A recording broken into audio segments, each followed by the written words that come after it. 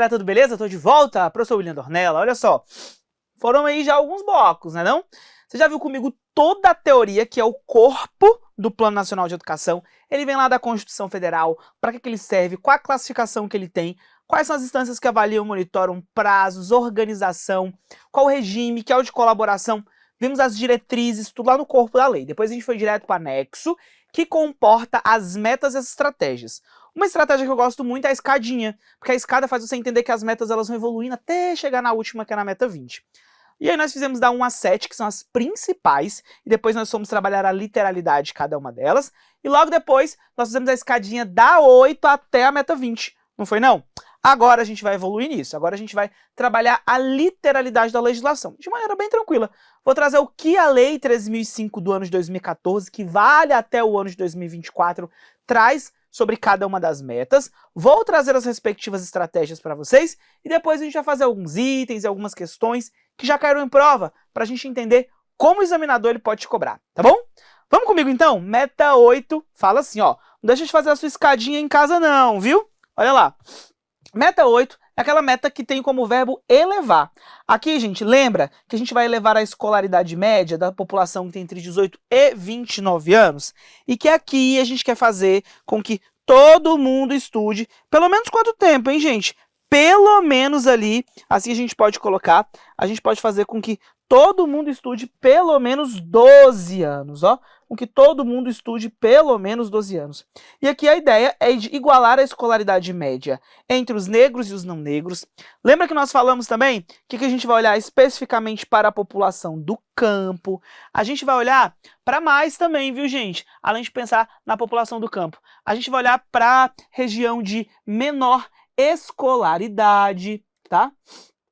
Escolaridade do nosso país, beleza? E ainda tem mais questões que a gente também vai colocar, que é dos 25% mais pobres, tá? Os 25% mais pobres. E aí, como estratégias dessa meta, nós temos algumas. Vou pontuar algumas delas para vocês. Institucionalizar programas e também desenvolver tecnologias para que nós tenhamos a correção de fluxo para o acompanhamento pedagógico individualizado e para que nós tenhamos também a recuperação e a progressão parcial. Esse é o ponto que a gente precisa ter. E além de tudo isso, a gente deve priorizar os estudantes com rendimento escolar defasado, considerando as especificidades dos segmentos populacionais considerados. A gente percebe que aqui a gente está olhando de maneira individualizada, aqui a gente está pensando sobre a recuperação deste público, pensado sobre a sua especificidade, sobre os seus segmentos populacionais. Tudo isso é bem importante para que assim a gente possa contextualizar dentro dessa ação mais ampla.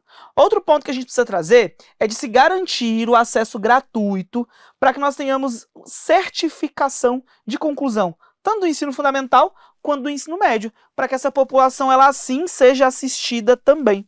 Outro ponto, professor, que a gente precisa trabalhar é de promover a busca ativa de jovens fora da escola, pertencentes aos segmentos, tá, populacionais considerados. Tudo isso em parceria com as áreas de assistência social, de saúde e também de proteção à juventude. Busca ativa, não é a primeira vez que a gente vê estratégias falando disso, hein, gente? A intersetorialização aqui presente. Meta 9 é aquela que traz a alfabetização. Lembra que aqui, até 2015, a gente quer chegar a 93,5% de taxa de alfabetização no nosso país. E que até 2024, a gente queria erradicar o analfabetismo absoluto. Isso mesmo, tá? E, gente, tem mais aqui que nós falamos lá na meta. E reduzir em 50% a taxa de analfabetismo funcional. Então, são esses os números importantes que a gente precisa ter ao se falar do nosso plano, beleza? 2024, erradicar o analfabetismo até 2024, erradicar o analfabetismo absoluto e reduzir em 50% a taxa de analfabetismo funcional. Vamos para mais? Vamos para mais? Olha aqui quando a gente fala assim, ó, estratégias. Como estratégia, a gente tem de realizar um diagnóstico entre os jovens e os adultos do ensino fundamental e do ensino médio, aqueles que não concluíram, ou seja, estão de maneira incompleta, tá? Para que a gente identifique a demanda ativa por vagas na educação de jovens e adultos. Então eu preciso identificar qual que é a demanda ativa, quantos jovens eu tenho que não concluíram, quantas vagas eu realmente preciso. Esse é um ponto que precisa ficar claro, tá? Outro apontamento, a gente deve implementar as ações da alfabetização de jovens e também adultos, sempre com garantia de continuidade da escolarização básica. Então a gente vai buscar a implementação dessas ações assim mais efetivas. Nós devemos também realizar uma avaliação por meio do quê, professor? Por meio de exames específicos que permitam aferir o grau de alfabetização dos jovens e dos adultos com 15 anos ou mais de idade. Então, esse é o ponto que a gente precisa buscar a partir desse entendimento mais efetivo ao se falar sobre a meta de número 9. A meta 10, ela fala do quê, professor? A meta de número 10, ela traz várias características e vários apontamentos que a gente precisa ter. E um deles, a gente diz que a gente deve, então, oferecer, tá? No mínimo, quantos por cento? Gente, 25% das matrículas da EJA devem ser aqui, ó, integradas, ó, das matrículas da EJA, 25% devem ser integradas à educação profissional. É esse o apontamento que a gente, então, precisa ter. Pelo menos quantos por cento? 25%. Lembra aquele 2 e 1 que a gente falou? Já que você está fazendo educação de jovens e adultos, faz também educação profissional. Então, 25%. Esse é o desafio da nossa meta 10. Gente, a meta, não é? Ela sempre é quantificável. Ela traz um prazo. Quando não está de maneira explícita, a gente já sabe que é até 2024. E ela traz um quanto, que é esse 25% aqui. Não é não? As estratégias desta meta são: eu trouxe algumas delas aqui, né? A primeira estratégia: a gente tem que ter uma política nacional da educação de jovens e adultos que esteja voltada à conclusão do ensino fundamental e também à formação profissional inicial, sempre para que a gente possa estimular a conclusão da educação básica, para que as pessoas estudem, para que elas façam. A gente deve também ampliar as oportunidades profissionais dos jovens e também dos adultos com deficiência e com baixo nível de escolaridade, fazendo com que cada vez mais as pessoas estudem e assim a gente busque esse processo de escolarização mais ampla. Gente, isso tudo, ó, por meio da EJA articulada educação profissional, buscando aqueles jovens que ainda não estudaram, aquele jovem com deficiência, eles também devem ser assistidos por essa meta. A gente deve fomentar a produção do material didático, o desenvolvimento dos currículos e as metodologias específicas, sempre com instrumentos de avaliação, com acesso a equipamentos e também laboratórios, com formação continuada dos nossos docentes das redes públicas, para que a gente possa atuar na educação de jovens e adultos articulada à educação profissional. Gente, material didático influencia? Claro que sim. Desenvolvimento de currículo influencia? Sim. Metodologias específicas? Tudo isso impacta e influencia dentro desse processo educativo. Então, é isso mesmo que a gente precisa pensar. E olha, ainda tem mais aqui, que é quando a gente vem falar da meta 11, aquela meta ousadíssima que nós falamos, que é a de triplicar o número de matrículas na educação profissional técnica de nível médio. Gente, para quem não está lembrado aqui ainda, ou não sabe, né, então eu vou ajudar vocês. Lembrando que a educação profissional técnica de nível médio, ela se divide em duas, tá? Eu tenho aquela que é articulada e eu tenho aquela que é subsequente. A articulada, como é que ela é, professor? A articulada é aquela que você faz junto com o ensino médio. E a subsequente é aquela que você faz depois do ensino médio, tá? Junto e também depois. Aqui é importante a gente ficar atento a uma coisa. Tá vendo que tem um I dentro de articulada? Ó, letra I e a letra C. I de integrada, C de concomitante. Tá? I de integrada, C de concomitante. E aí eu vou mostrar para vocês alguns apontamentos aqui. Integrada é aquela que a gente tem uma matrícula e um certificado. Concomitante, 2 matrículas e 2 certificados. Então esses são os apontamentos que a gente precisa ter, tá?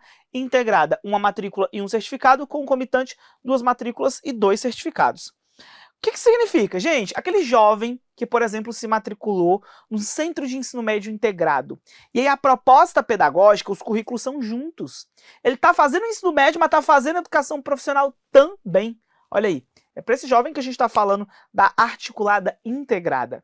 O que é concomitante? De manhã eu estou lá no ensino médio, à tarde eu tenho outra matrícula lá num curso de educação profissional. Se eu desistir da educação profissional, não estou desistindo do ensino médio, porque os dois não são integrados, eles só são concomitantes, beleza? Já subsequente ao nosso caso, eu e você, já terminamos o ensino médio. Se hoje a gente fosse fazer educação profissional, técnica de nível médio, seria nessa forma subsequente, porque nós, então, já somos concluintes desta etapa da educação básica. Tudo bem? Olha, essa meta 11, ela tá falando das duas, tá? Tanto da articulada para quem tá no ensino médio, quanto também da subsequente para quem já concluiu. E aí o verbo é ousado mesmo, é triplicar o número de matrículas, e não pode ser tudo na rede privada, pelo menos metade deve ser no segmento público, metade, beleza? Metade, metade, metade. Vamos para mais, vamos para mais, vamos para mais? Vamos aqui para as nossas estratégias, que são o seguinte: fomentar a expansão da oferta de educação profissional técnica de nível médio nas redes públicas estaduais. Ou seja, gente, que é quem mais fica responsável pela oferta do ensino médio, né? Quando assim a gente vai pensar no atendimento. Então a gente precisa incentivar os estados dentro dessa perspectiva. A gente também tem que ampliar a oferta dos programas de reconhecimento de saberes para fins de certificação do nosso de certificação profissional nesse nível técnico. Também vai ser entendido, também vai ser importante a partir dessa perspectiva. E sem falar da expansão da oferta de financiamento estudantil à educação profissional técnica de nível médio, que deve ser oferecida nas instituições privadas da educação superior. Então, a rede que a gente vai pensar dentro dessa perspectiva e dentro dessa ação, a partir dessas características e dessas ações, então, mais amplas. Eu posso contar com a rede privada? Posso, mas pelo menos metade tem que ser na rede pública, tá bom? Gente, a meta 12. Agora a gente começa a falar da educação superior, lembra? E aqui, eu havia trago para vocês todos esses números aqui. Elevar a taxa de matrículas, tá? Taxa bruta, 50%. Taxa líquida, 33%, não é não? E olha, lembrando, gente, que aqui o nosso público-alvo, tá? São essas novas matrículas entre quem tem 18 e 24 anos. Como eu disse para vocês, aquele público que acabou de sair da educação superior. E para esse público aqui, galerinha, olha, pelo menos 40% dessas novas matrículas devem ser no segmento público. Não adianta a gente ficar ofertando tudo na educação superior privada. Tem que ser no segmento público, pelo menos 40%. Porque tem um público que não tem dinheiro para pagar mensalidade. E o objetivo do plano é a superação das desigualdades educacionais, então não faria sentido se fosse diferente. Não é não? Olha só, estratégias que nós temos aqui. A gente deve otimizar a capacidade instalada, tá, na estrutura física e também nos recursos humanos das instituições públicas da educação superior, tudo isso mediante as ações planejadas e coordenadas para que a gente amplie a interiorização do acesso à graduação. Como assim, professor, ampliar a interiorização? Gente, tem muitos locais que muitas pessoas não fazem porque não tem próximo de casa,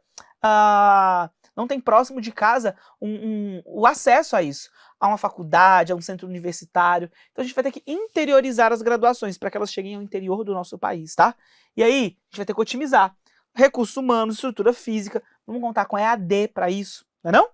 Olha a estratégia também, ou fomentar aí a oferta da educação superior pública e também gratuita prioritariamente. Gente, presta atenção nisso aqui, hein? Na formação de professores e professoras para a educação básica, sobretudo nas áreas de ciências e também de matemática, bem como atender o déficit de profissionais em áreas específicas. Vocês sabiam que a previsão é que falte professores de ciências e também matemática? E se a previsão é essa, que falte professores de ciências e matemática, então a gente precisa fomentar, incentivar as pessoas a fazerem faculdade para se tornarem professores, não é não? A gente também precisa ampliar a oferta de estágio como parte da formação da educação superior. Porque o estágio, gente, é muito importante. É quando o aluno ele tem contato com a prática, né? E a prática, ela certamente contribui para que nós tenhamos ali profissionais mais bem preparados quando estiverem efetivamente executando essas ações. Tudo bem? Olha o que mais nós temos. Meta de número 13. A meta 13 é aquela que trata da qualidade da educação superior.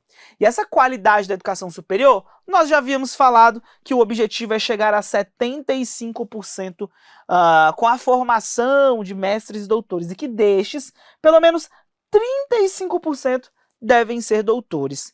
Gente, você tem profissionais com mais formação, provavelmente a gente vai ter mais qualidade. Não é uma garantia, mas tende a ter mais qualidade.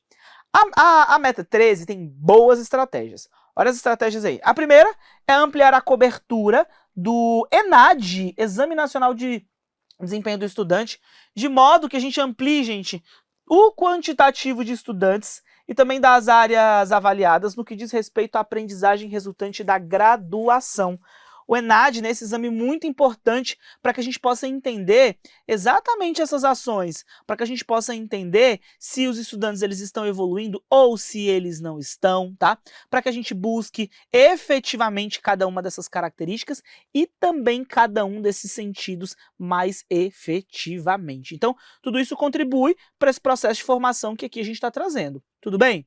Tem mais, galerinha? Tem mais, olha só, quando a gente vem falar aqui sobre fomentar a formação de consórcios entre as instituições públicas de educação superior, com vistas a potencializar a atuação regional, inclusive por meio do Plano de Desenvolvimento Institucional Integrado, assegurando maior visibilidade nacional e internacional às atividades de ensino, de pesquisa e também de extensão.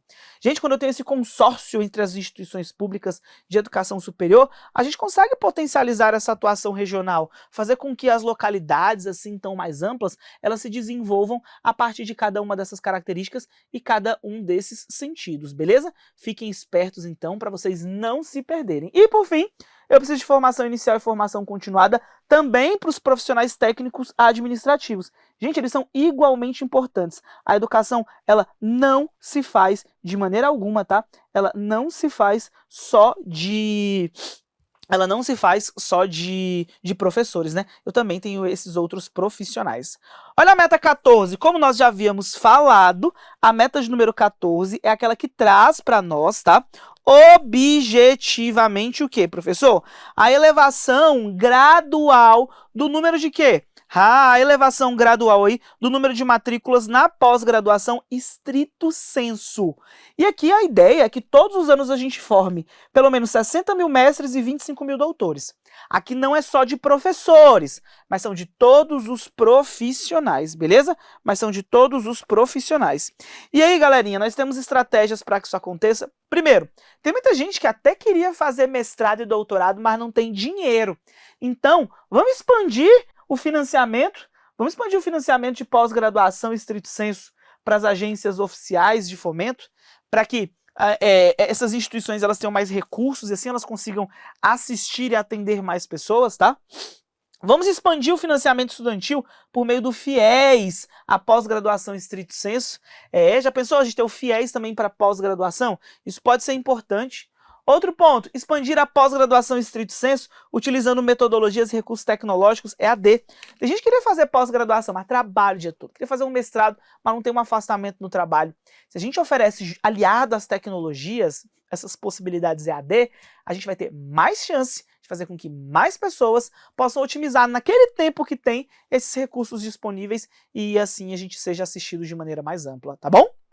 Vamos para mais? Vamos para a meta 15, aquela que fala da política de formação. Lembra que eu falei para vocês que o prazo é de 1 ano para que todos os sistemas de ensino, assim tão pensados dentro dessas características mais amplas, elas estabeleçam para a gente, dentro dessas ações e dentro dessas perspectivas, que características, professor? E que situações, então, efetivamente, assim, mais restritas a partir dentro dessas ações e dentro dessas perspectivas.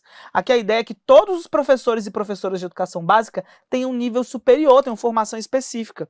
E por isso o plano fala assim, vamos fazer uma força-tarefa, que é o que ele chama de Política Nacional de Formação. E o prazo para que essa política esteja elaborada é 1 ano, tá? 1 ano. E aí a gente tem aí algumas médias, tá?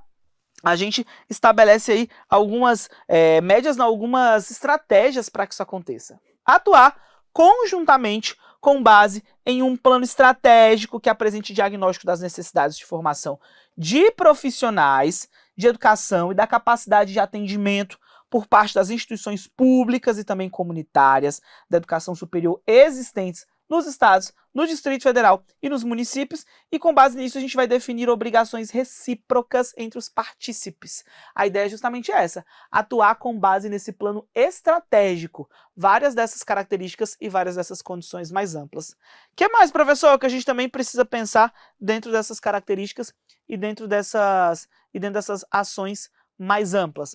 É quando a gente fala o seguinte, ó, ampliar um programa permanente de iniciação à docência a estudantes matriculados, tá? Nos cursos de licenciatura, sempre para que a gente possa aprimorar a formação dos profissionais no magistério e também na educação básica. Então a ideia é proporcionar, é buscar mecanismos mais efetivos a partir dessas considerações mais amplas. E sem falar que a gente deve garantir, por meio das funções de avaliação, regulação e supervisão da educação superior, uma plena implementação nas respectivas diretrizes curriculares. Quais são, professor, esses apontamentos, essas características quando a gente traz essas funções de avaliação? Aqui a ideia, gente, é que a gente busque não só falar assim, as pessoas elas vão ter formação superior agora na área em que atuam, vão ter graduação, mas é avaliar, como a gente colocou aqui, supervisionar, regular, fazer com que aquilo que seja ofertado seja com qualidade, para que os nossos profissionais, ali na prática, dentro da sua área de formação, consigam também ofertar um entendimento mais amplo. A meta 16 sai da graduação, ela vai para a especialização. Ela diz, olha só, que até 2024 ela quer que metade dos professores da educação básica tenham especialização. Isso mesmo. E que todos, lembra? Todos os profissionais da educação tenham formação continuada. Todos os profissionais tenham formação continuada. Beleza, beleza? Galerinha, metade, hein, dos professores. Olha como estratégia para que isso possa acontecer. Primeiro, eu preciso que em regime de colaboração nós tenhamos um planejamento estratégico para o dimensionamento dessa formação continuada e incentivar, fomentar a respectiva oferta por parte das instituições públicas de educação superior, sempre de maneira orgânica e também de maneira articulada, essas políticas de formação dos estados, do Distrito Federal e também dos municípios. Outra característica também que a gente precisa pensar é de se ampliar e consolidar um portal eletrônico para subsidiar a atuação dos professores e das professoras da educação básica, sempre disponibilizando gratuitamente materiais didáticos e também pedagógicos suplementares, inclusive aqueles com formato acessível. Então a ideia de ampliação e de consolidação desse portal eletrônico dentro de cada uma dessas características e dentro de cada uma dessas possibilidades. Outro ponto que a gente também precisa pensar é de se ampliar a oferta de bolsas de estudos para pós-graduação dos professores e também das professoras e dos demais profissionais da educação básica. A ideia é justamente essa, gente, ampliar, olha só, a oferta da bolsa de estudos para pós-graduação. Bom, eu tinha falado que muita gente não faz porque não pode financiar, porque não tinha tempo, mas a gente não tem grana para poder pagar mesmo, né? E se a gente dá bolsa de estudo, afastamento remunerado, a gente tudo isso incentiva muito mais os nossos docentes a então encararem nessa jornada de fazer especialização, que não é algo fácil não. Olha a próxima aqui, ó. A meta 17, aquela dos sindicatos. Como eu já havia falado com vocês, né? Aquela meta dos sindicatos, bora fazer, bora acontecer, como a gente vem pensar dentro de cada uma dessas ideias. A gente deve valorizar os profissionais do magistério das redes públicas de educação básica. Então a ideia é justamente essa, valorizar. De tal modo e de tal maneira que essa valorização, ela aconteça dentro de que perspectiva, professor? E dentro de que situação, então, assim, mais ampla? Aqui a ideia é de que até o sexto ano, até o final do sexto ano, lembra? A gente deve equiparar a remuneração média dos professores, profissionais do magistério, com dos demais profissionais da rede pública com o mesmo nível de escolaridade. A meta 17 diz que a gente deve constituir como tarefa, tá, do Fórum Permanente e o acompanhamento da evolução salarial, esses indicadores, e com base nisso a gente vai usar o PNAD, que é periodicamente divulgado pelo IBGE.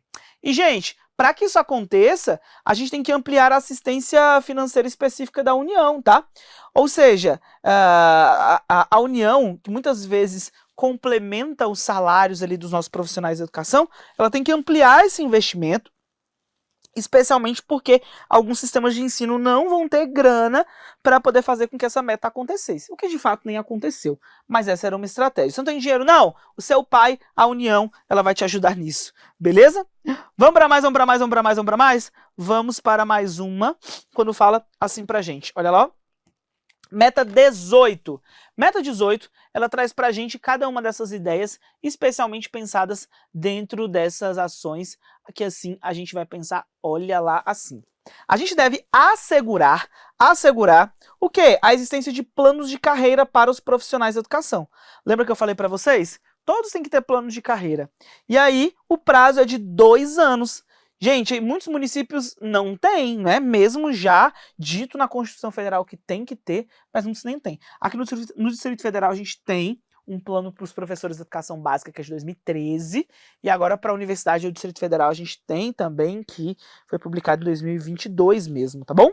Olha lá, para esse plano de carreira a gente diz então que a gente deve assegurar anualmente, logo a partir do 2º ano de vigência deste PNE, por iniciativa do Ministério da Educação em regime de colaboração, o censo dos profissionais da educação básica e também de outros segmentos que não do magistério. A ideia, então, é a gente saber exatamente quantos professores a gente tem, quantos vão faltar, como a gente pode valorizar, porque o plano de carreira é uma forma de valorização, não é não? E a gente deve ainda considerar as especificidades socioculturais das escolas do campo e das comunidades indígenas e quilombolas no provimento dos cargos efetivos para essas escolas. A ideia é essa, professor? Sim. A ideia que a gente precisa buscar é essa especificidade e essa perspectiva a partir das comunidades indígenas e também das comunidades quilombolas, olhando também para o plano de carreira para os profissionais que atuam com essa modalidade da nossa educação. Meta 19 é da gestão democrática, lembra que nós falamos? Critérios técnicos de mérito e também garantindo a consulta popular. E o prazo para que a gestão democrática se efetive é de 2 anos, isso mesmo, o prazo vai ser de 2 anos. Vamos lá, para que a gestão democrática aconteça, nós devemos incentivar todos os estados, o Distrito Federal e os municípios a constituírem fóruns permanentes de educação, sempre com o intuito de coordenar as conferências municipais, as estaduais, a distrital, gente, acompanhar a execução de todo o nosso plano. Não adianta só falar, tem que ter gestão democrática. Vamos trazer mecanismos para que isso aconteça, vamos acompanhar. Se todo mundo tiver de olho no Plano Nacional de Educação, se todo mundo colocar a mão na massa, a gente tem muito mais chance de fazer com que esse plano, muito bonito que a gente falou, possa contribuir. De fato, pode ser que ele todo não seja alcançado, pelo menos uma parte dele, não é não? Outra estratégia importante, a gente deve desenvolver programas de formação de diretores e também de gestores escolares, assim como também ampliar toda essa prova nacional específica, de tal modo que a gente subsidie a definição dos critérios objetivos para que tenhamos o provimento dos cargos, cujos resultados eles podem ser utilizados por adesão. Então a ideia é buscar esses apontamentos e essas características por adesão, beleza? Galerinha, outro apontamento que a gente precisa ter, que assim a gente vai pensar, é a meta 20, como eu disse para vocês, uma meta muito cobrada em prova, ela tem um apelido, ela é chamada de meta progressiva, e a ideia é ampliar o investimento público em educação pública. É isso que a gente vai fazer, a gente vai ampliar. De tal modo que, no mínimo, olha lá, ó, a gente chega ao patamar de pelo menos 7% do PIB no 5º ano de vigência. E, no mínimo, o patamar de 10% do PIB ao final no final do plano, ou seja, no 10º ano de vigência. Então, na metade do plano, no mínimo 7, e no final do plano, no mínimo 10. Tudo bem?